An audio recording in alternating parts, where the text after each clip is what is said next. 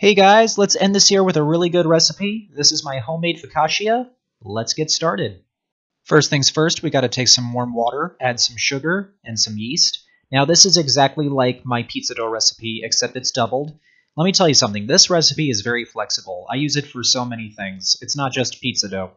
So after 10 minutes, your yeast should be activated, and now it's time to get started on the rest of the dough. In my stand mixer, I got some flour, some salt, some olive oil, and now I'm pouring in my yeast mixture. And I'm just going to turn my mixer on with a very low setting with my dough hook. And this went for about 10 minutes. You want to make sure that you're ended with a nice smooth dough.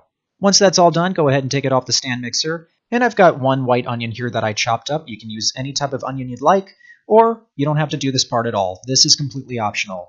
But I'm going to put my chopped onion in there, and I'm just going to fold it all into the middle. And when you start kneading this, you're probably going to go into panic mode. There's a lot of moisture in the onion, and because of that, your dough is going to become very, very wet. But first, it's going to start falling apart on you, and you're going to start to go, oh my god, this is terrible, what's happening? But you got to keep going. You just got to keep going. You got to take that voice that's inside your head, and you got to say, hey, shut up. Leave me alone. Stop telling me what to do. Just keep going. Just keep going. You got this. You got to believe in yourself. You got to keep going. Just keep going. And once it seems like the onion is completely incorporated into the dough, we're going to put that into an oiled bowl. I thought I added enough olive oil here. It clearly was not enough. And when it comes to a focaccia, you do not want to skimp on the olive oil. There's really no such thing as too much olive oil. But anyway, once that's done, go ahead and cover it with some plastic wrap and let it sit for an hour. Next, I got a 13 by 9 inch baking pan here, and I'm just going to coat it with some olive oil. Well, a lot of olive oil. And then I'm going to take my dough and put it in there. And before you let this rise a second time, go ahead and spread this out across the pan as much as you can. It doesn't have to be perfect, just try to get it as close to the edges as possible. And go ahead and cover that with a damp towel and let it rise for another hour. And after another hour, it should look like this. And I figured while I'm here, I'm just going to add some more olive oil, because, we haven't had enough already. But for real though, you really are going to need a lot of olive oil. And go ahead and take your fingers and go ahead and poke some holes in there. Now you don't want to go all the way to the bottom of the pan, because if you do that, you're going to have your dough sticking to the bottom, and when it bakes, you're going to have a hard time getting it out of the pan.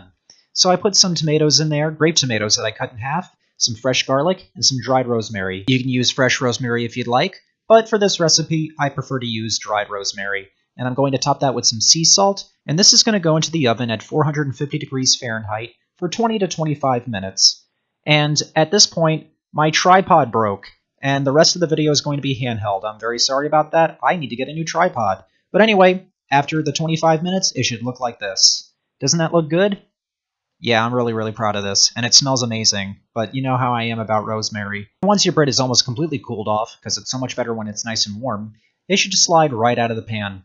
And if you notice, the onions that were inside the dough toasted a little bit on the sides, which gave this bread almost a sweeter taste, and it was a great addition to the dough. So I know you don't have to add the onions, but I definitely recommend doing it.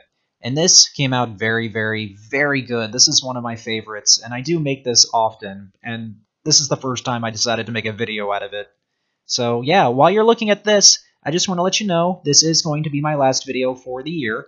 I will be back in January. I just want to spend some time with my family and friends for December, because the holidays are here, and work has been very, very busy, so I'm sure you can understand that.